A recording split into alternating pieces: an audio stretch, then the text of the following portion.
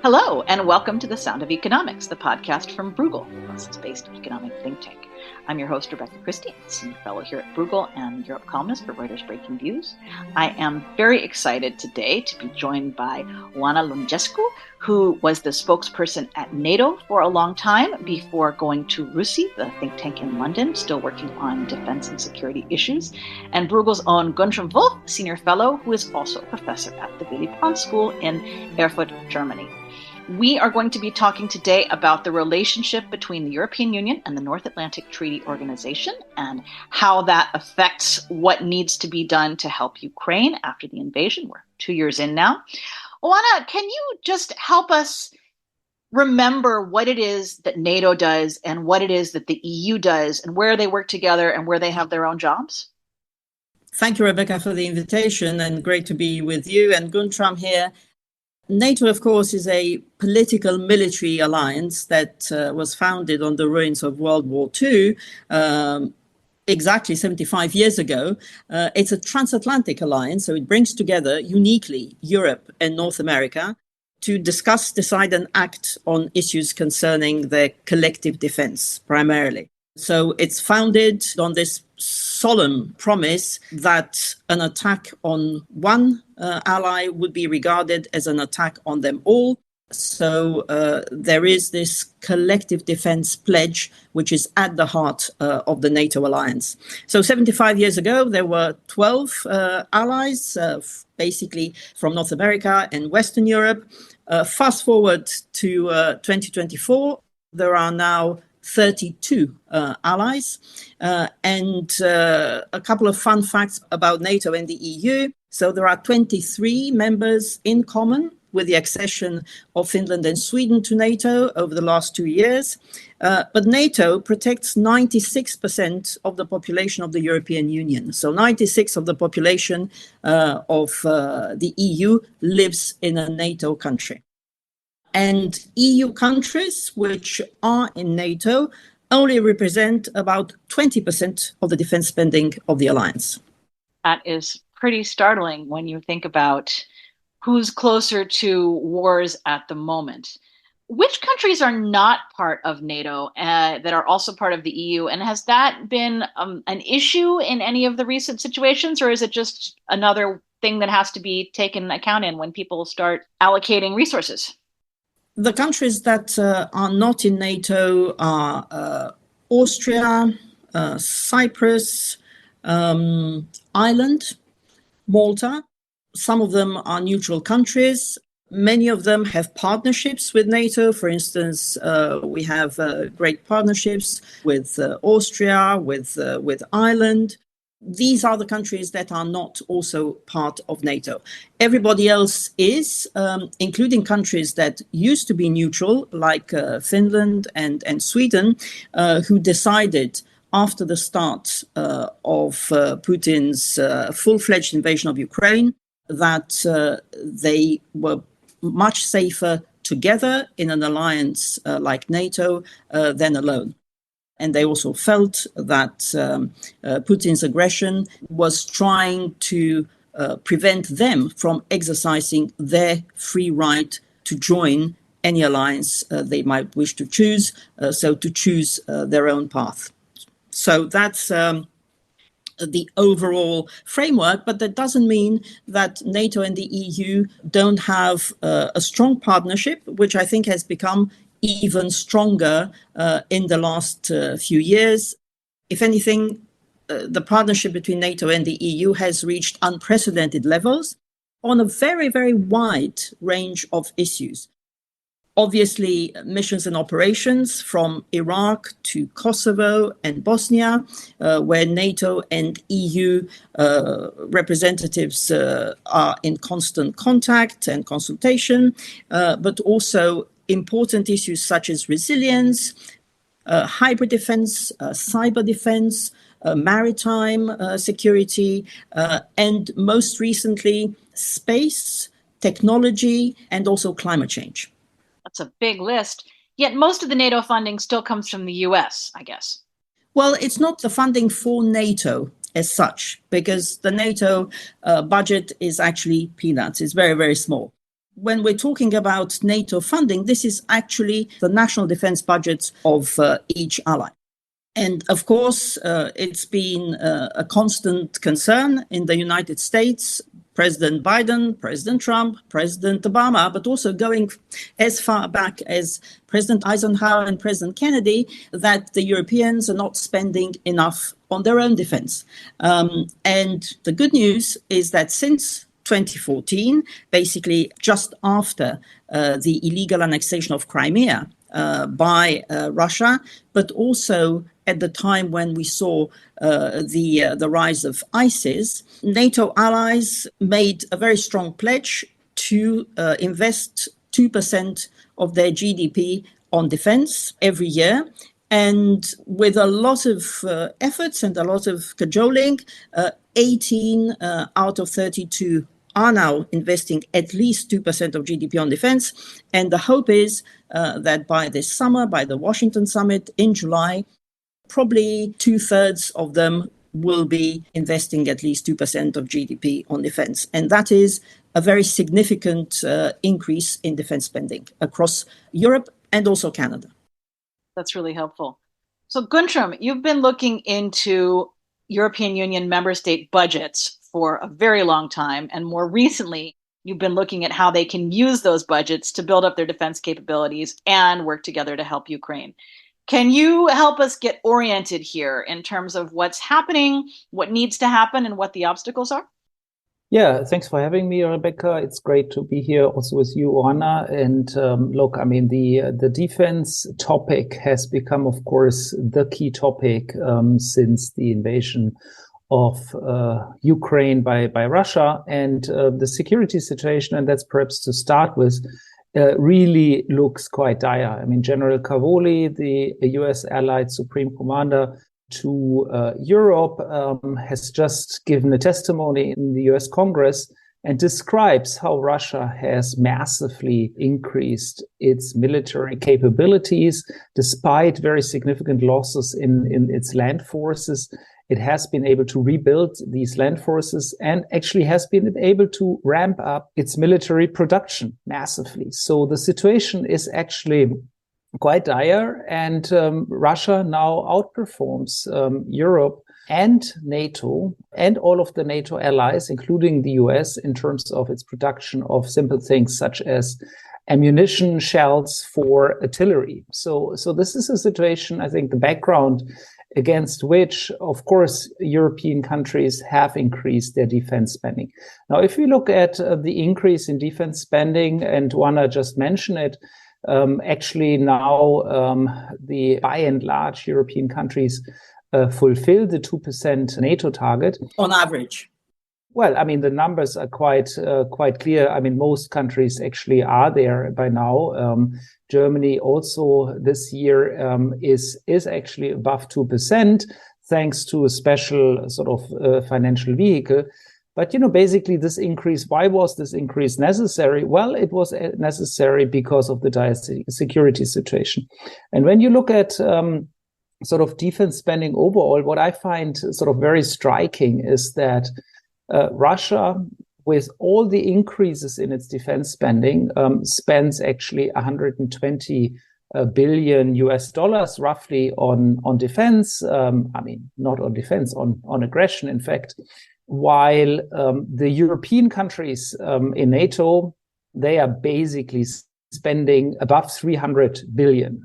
So you would think, how is it possible that Russia, with a much smaller share on military spending, actually is such a big threat to us? And when I looked into these numbers, the answer is that the European spending is actually, to a significant extent, spending for personnel, and only very little is spent on military equipment. And that has really only changed literally last year, and it's really changing only this year. So this increase in the budget that we are seeing in the last years is really important because it goes into the purchases of military equipment.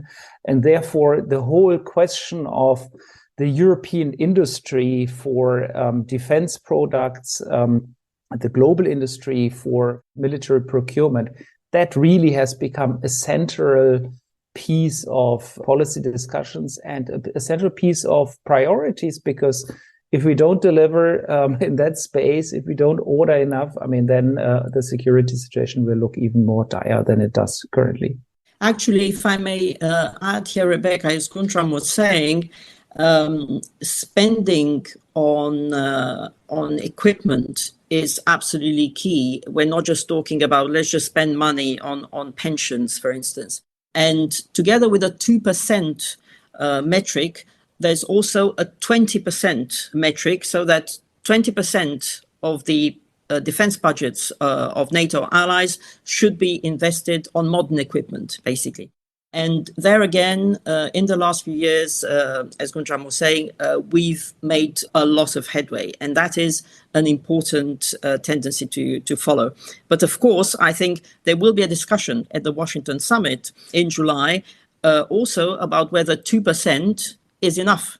And actually, at a summit in Vilnius last year, there was a clear understanding that for many NATO allies, they will need to invest even more than 2% in order to fulfill the NATO capability targets, which are actually the blueprint for what the money needs to be spent on, so that we have the right level of capability, of readiness, the right type of forces for the sort of large-scale military threat that we see now from Russia, but also the other type of challenges that we see from China and from terrorism.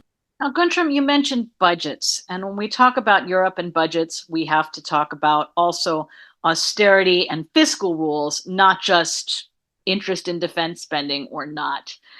What are we up against right now? Well, listen, the economic situation looks quite different to what it looked like only 2 or 3 years ago, right? 2 or 3 years ago or 5 years ago, we were in a situation where there was this sort of double benefit. Our economies were below capacity, and there was a need to invest. There was a need to invest in security, but of course, in particular, also in sustainability. So it was basically a no-brainer a few years ago to just say, okay, the increase in spending for investments, for future-oriented investments, should be done by deficits. And, that's the way to basically overcome political economy constraints and really get our investment done. In the current situation, it's all a little bit more complicated because we are in an economy that has significant inflation rates, and where arguably the spare capacities or the how shall I put it? The unused labor market capacities are relatively limited. So it becomes much more complicated to mobilize these resources.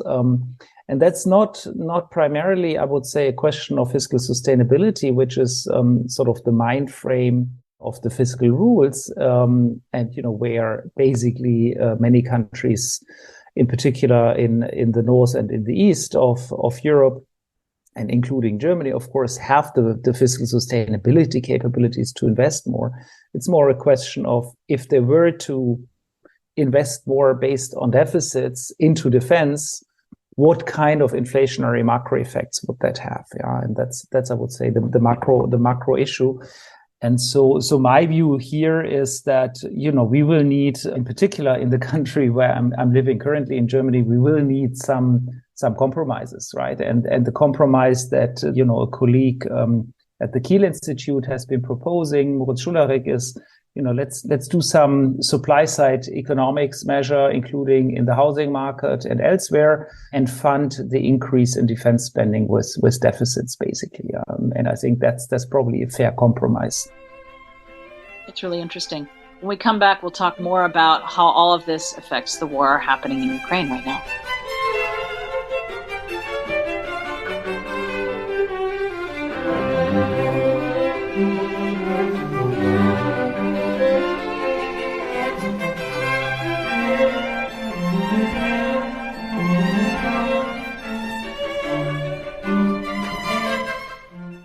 Welcome back. Guntram, can you help us understand the difference between defense spending in the EU and support for Ukraine, which is a different kind of spending, but that sort of generically gets lumped into this idea of security funding? Sure. So basically, we have defense budgets which are used to buy equipment for your own military.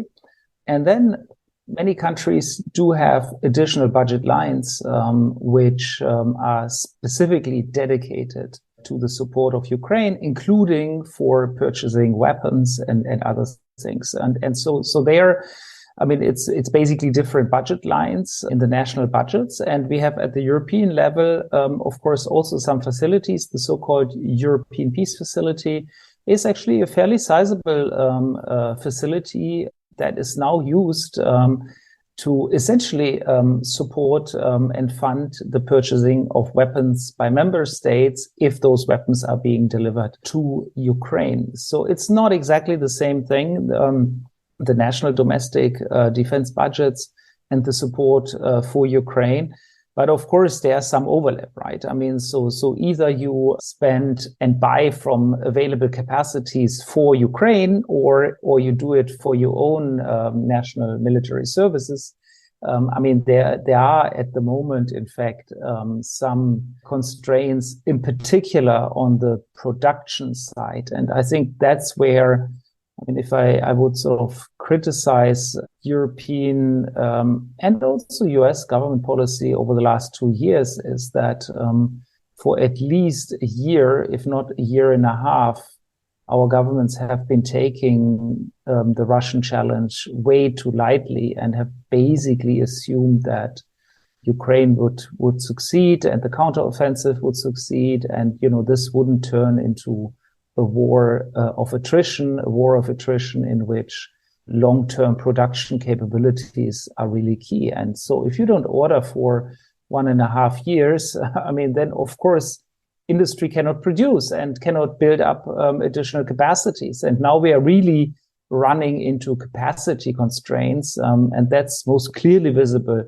for artillery shells, the famous 155 millimeter standardized artillery shells, where the need of Ukraine is between 10 and even 20,000 shells per day.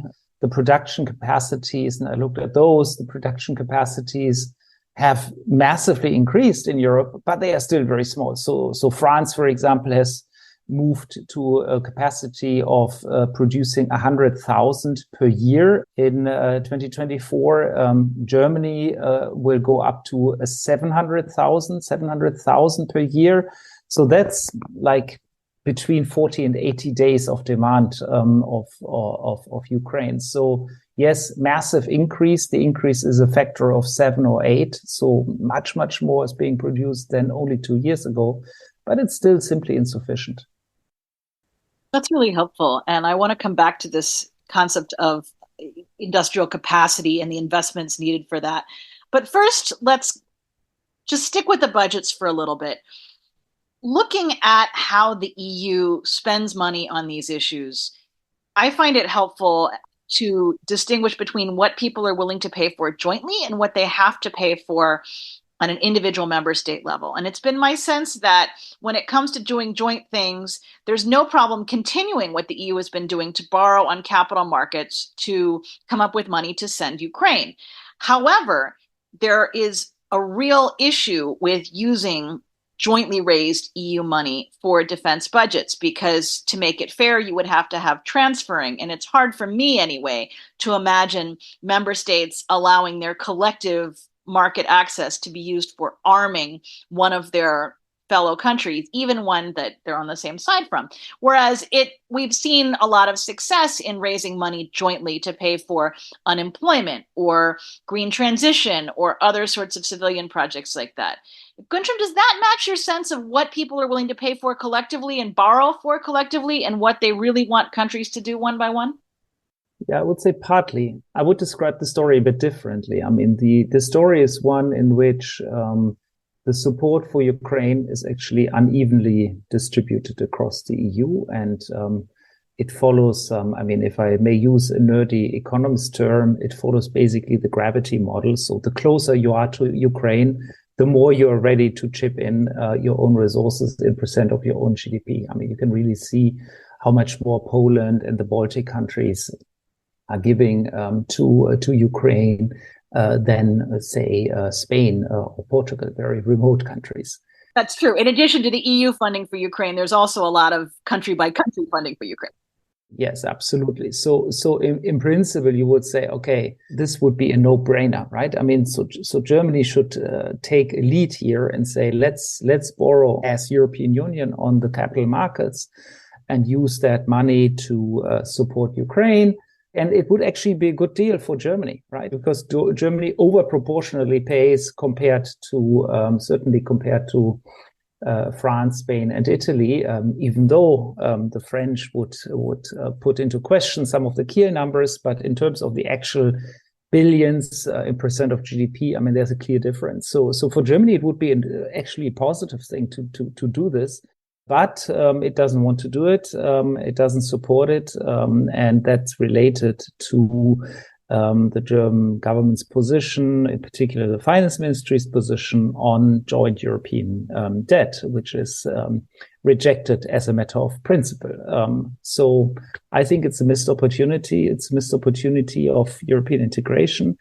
It's a missed opportunity in terms of the strategic goal that we have. And it means that actually it's more difficult to mobilize the resources that we need for Ukraine. Anna, what are the security consequences of this? Well, what we've seen is that the delays in providing ammunition and other key equipment to Ukraine have cost a lot of lives on the battleground. So that's why, for instance, at NATO right now, the discussion is how can we make sure that the support that is provided to Ukraine is put on a more sustainable and predictable basis, rather than the rather piecemeal effort that we've seen so far, and the delays that we've seen both in the EU and especially in the United States. One proposal that the Secretary General of NATO, Jens Stoltenberg, has tabled and which has been discussed by ministers is a sort of mission for Ukraine, which includes funding, but also training and equipment. And in terms of the funding, one idea would be to take into account the NATO cost-sharing formula, which is currently applied for the common funding for NATO, the NATO budget, which would be basically a proportion of GDP. So that would be a much fairer burden-sharing effort, and would also include that we're not in the situation that Guntram's just described, where you have unfair burden sharing across certainly NATO, but also EU countries in terms of what they actually contribute to supporting Ukraine, not just to their own defense, which of course is absolutely key. And that would mean that, for instance, countries such as Germany, the UK, the Nordics, the Baltics, the Eastern Europeans, the Netherlands would probably keep doing what they're already doing. But for the others, which have been contributing less until now, it would be an opportunity, and it would encourage them to provide more equipment, to actually acquire new equipment because they've actually emptied their stocks, and to perhaps also have more realistic valuations of what they're providing. So this is something that is now being planned and considered by the Supreme Allied Commander in Europe, General Cavoli. And hopefully we will see a decision on this by the summit in July. And one figure that's been mentioned out there is 100 billion. We'll have to see how big the pot is, but ultimately the whole idea is to make sure that, for instance, we could consider launching a 10-year order for 155 millimeter ammunition, which would send a very clear signal, not just of support to Ukraine, but also of deterrence to Russia. What will it mean for the US to help or undertake a project such as this, particularly given, the very uncertain political outcome in the US right now, and the general sense from Washington that, EU countries should contribute more to NATO defense and to their own defense? Well, I think it would mean a clearer framework for that to happen, so that we have fair burden sharing, not just in terms of defense spending, what we've been working towards with the 2% of GDP benchmark, but also when it comes to support for Ukraine, and that we have longer term commitments and clarity about what everybody's providing, but also for Ukraine, so that they can plan their defensive and their counteroffensives. When we come back, we'll talk more about the political climate and where we're headed next.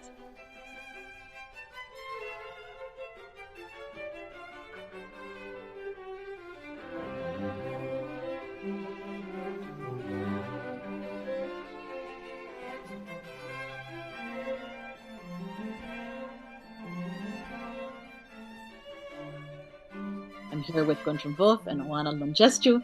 We are talking about NATO and the EU. One thing that hasn't come up that I've been curious about is Turkey. Where are they in all of this? They are kind of an EU candidate country, but not really these days. They are NATO members. They are close to Russia. Where do they fit in? It's an ally of strategic importance to NATO. It's also an ally that's played a key role in supporting Ukraine, both in terms of providing drones, for instance, but also in supporting Ukraine achieve the Black Sea grain deal, and in making sure that once that deal collapsed, Ukraine was able to set up a corridor in the Black Sea to export grains more or less to the same level as it did before the war. And Turkey, of course, is also an important producer of ammunition, including 155 millimeter ammunition, of TNT explosives. So I think we've seen media reports about strengthened cooperation between Turkey and the US on ammunition production. So I think clearly it plays an important role both within the alliance and in supporting Ukraine. Super helpful. Guntram, how does that look from Europe? And then I would also really appreciate your thoughts on enlargement and the role that the prospect of that plays, not just for Ukraine, but for all the countries that are waiting in the wings, some of whom are already in NATO. Well, I mean, the enlargement topic is, of course, a very, very big topic. Turkey has been an official candidate for many, many years, but of course, it's clear that at the moment that process isn't advancing at all, and it's not advancing because, of course, European Union considers the current president of Turkey not to be particularly in line with European values. Let's put it this way, in a polite way. And there is therefore quite some hesitancy, I would say, as regards thinking about next steps with Turkey. That's on the candidate country status. As regards its positioning towards Ukraine and Russia, yes, it is completely true what Oana said, but it is also true that Turkey has been trying to be a bit in a mediator role, meaning it has also played to the side of Russia. And if you look at some issues such as the enforcement of sanctions, which I looked at in some detail, you will see that in fact Turkey is one of those countries where the sanction enforcement of the West isn't particularly effective, and we actually see that battlefield goods reach Russia from the West through Turkey and other intermediaries. So it's a bit of a mixed bag, I would say, and that's perhaps a deliberate strategic choice of the government at the moment. But I think it's a headache for the European Union. And when it comes to the enlargement process more broadly, I mean, what I'm always saying is, yes, we can have that discussion, obviously. But first, Ukraine will need to win this war, right? I mean, and so it's as simple as that, because we're not going to enlarge with a country that is in war, and so that's the first thing. And once that is achieved, and if it is achieved, I mean, then of course we have to have that discussion, and we will have that discussion on enlargement. But I would say in parallel or even before, there will be a discussion on security guarantees. Yeah. And will these security guarantees be bilaterally provided by individual countries and the United States? Will it be provided by some form of NATO? Will it be provided by, I don't know, delivering loads of weapons to Ukraine so that they can arm themselves and protect themselves? I mean, all of that will be part of a negotiation that at some stage will take place between Ukraine, Russia, the West, and probably also China. So I think we will come at some stage to such a moment. But I think we are at the moment actually very far away from that. Russia is making advances in the battlefield, and as long as both sides still have a lot to gain, and Russia at the moment has quite something to gain. I don't see any of this really practically being of relevant. I mean, what is really practically of relevance at the moment is very concrete military aid and financial aid to Ukraine. And, we need to focus really on industrial capacities to be able to sustain this war of attrition. You're right. And that is so much. There are some EU candidate countries, Albania, Montenegro, North Macedonia, that are already members of NATO. And there is at least one NATO member that used to be part of the European Union and is not anymore. Oana, what has been the impact of Brexit? And also, would it make a difference for some of these sort of Balkan countries that, were at war but are now part of the NATO peace alliance? Would that make a difference for them to become more integrated with the EU? I know those are two different questions, but I'm interested in your thoughts on both. Brexit obviously has fundamentally changed the position of the UK as regards the European Union, but it hasn't changed the central position of the UK in NATO. And you can also see the absolutely vital role that the UK has been playing in supporting Ukraine. And the countries of the Western Balkans, I think it's been a historic success to make sure that they become members of NATO as they wanted to.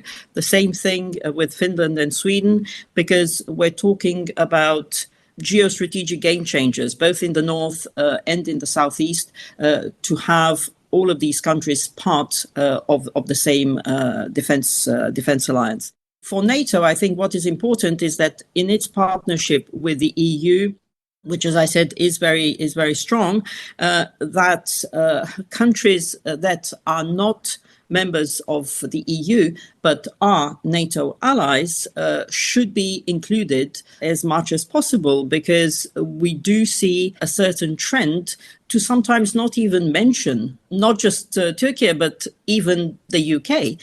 If you look at the recent strategy for defence industrial production of the EU, there's no mention of the UK, which is obviously the biggest defence spender in Europe. So you sort of have to wonder how exactly you can talk about the defense of Europe without actually taking into account key defense and security players such as the UK, also Turkey, but also Norway, Iceland, and of course the countries of the Western Balkans. So these are long-standing issues that remain, I think, hurdles when it comes to NATO EU cooperation, despite the very strong efforts being made both at the political level and at the staff-to-staff level in both organizations. Do you think it will make a difference when Stoltenberg finally is able to move on if Mark Rutte ends up being approved to succeed him? Look, I think Jens Stoltenberg has managed to raise the cooperation with the EU to such a level, despite the fact that he comes from a country that has twice rejected EU membership. So He has, for the first time, for instance, he and Ursula von der Leyen, the President of the European Commission, were able to travel together. For instance, when we saw the weaponization of migration in the Baltics from Belarus a couple of years ago. Also last year, they traveled together to a Norwegian oil platform in the North Sea, which provides 11% of the EU's gas supply right now. And together with Charles Michel, the President of the European Council, they signed a joint declaration, a new joint declaration, the third one, on further cooperation, so extending further cooperation between the EU and NATO. But I would say, and I'm sure that will continue with the next Secretary General, whether it's Mark Rutte, as I hope and think it will be, or somebody else. But at the same time, Mr. Stoltenberg has also raised some important questions about some of the trends that we see in the work of the European Union, and he has made quite clear in a letter to President of the European Commission, von der Leyen, at the beginning of the year, his concerns about, for instance, the discussions in the EU that the EU should start setting some sort of military standards. Also, the competing efforts that we see emerging on defense planning, and also this push to buy European, or rather buy EU, as opposed to what some see as a tendency by many European allies to buy American equipment. So I think those issues are quite important, and they can also affect our support for Ukraine. Because, for instance, we see that the NATO Support and Procurement Agency, which is a very, it's a long-standing procurement agency for NATO, and which has, 10 billion euros contracts in the pipeline in terms of ammunition, but also other key capabilities. We see efforts to try to duplicate that with the European Defence Agency. And the more contracts you have, the more you drive the price up. And the fewer equipment, pieces of equipment or ammunition you're able to provide to Ukraine, but also to your own defense. So I think there are a lot of questions out there in terms of the key role that NATO has to play in setting, developing and enforcing military standards, in setting the priority requirements when it comes to capabilities and readiness and force structure. And also when it comes to developing and strengthening the transatlantic defense industrial base, because ultimately we face global issues both as NATO and as the EU. We have a global defense industry, and at a time when we see Russia and other authoritarian countries coming closer and closer together, including importing weapons that Russia can use against Ukraine, it makes no sense for democracies to drift apart. I think this is the time for all of us to invest in what keeps us together. Thanks so much. Guntram, as we finish out this podcast, what would you like listeners to keep in mind in terms of where we are and where Europe needs to go? Well, look, I did want to react a bit to the last point of Oana, because I think it's a very important discussion, which is sort of at the core of the question of what is the EU and how does it relate to NATO. And obviously NATO is crucial because the US is there. So that's the US presence in Europe is sort of the central issue. And in addition, NATO as an organization actually has already a track record, has a huge staff, has capabilities that the European Union clearly does not have. And so one debate that a lot of people are now having is suppose the United States became a more complicated partner, which we cannot exclude, given that there are elections upcoming. what is the division of labor going to be in such a scenario between NATO and the European Union? And so in a sense, this is circling back to where we started. What's the relation between NATO and EU? And my sense is that on the sort of strategy, hard military planning, the EU will not really play a role. And, even if the US wasn't as active anymore as it is currently in NATO, it would still be NATO staff and, NATO as an organization that would play a big role in organizing European defense. I mean, basically a European type of NATO, European NATO kind of thing. But when it comes to questions of industrial policy, the single market, procurement, the European Union will increasingly play a bigger role. And my regret here is certainly a regret that the UK was left out in the European Defence Industrial Strategy. I think it was a big mistake, and I criticized it publicly.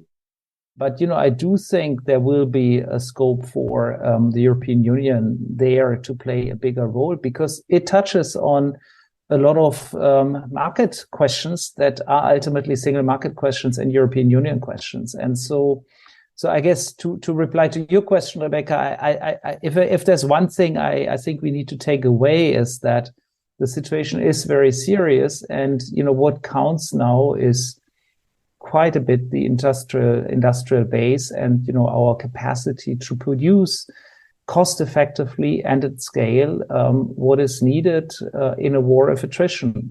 If we fail on that, if we fail on Ukraine, and if Russia prevails, it will really dramatically change our security situation for decades to come. It will empower authoritarian states in Europe and across the world. And, it will be a huge defeat of the collective West, including the United States, of course. And that's why I think it is so crucial. And there I totally agree with you, Anna, that we pull all our forces together and work together also across the Atlantic on these issues, and not against each other, but each institution really employing its particular strengths to advance our collective interests. Thank you so much. Guntram Wolf from Bruegel, Oana Nungescu from RUSI. I'm Rebecca Christie, also from Bruegel, and you've been listening to The Sound of Economics. You can find all of Bruegel's events, podcasts, and research reports on our website, bruegel.org, as well as notes from this show to help you find other resources if you want to learn more. I know I have really appreciated talking through these different alliances and economic arrangements and how they work together, and how to put that in the context of the current conflict. And thank you very much to both of our guests for joining us. Thanks for coming on. Thanks for listening. Have a great day and see you next time.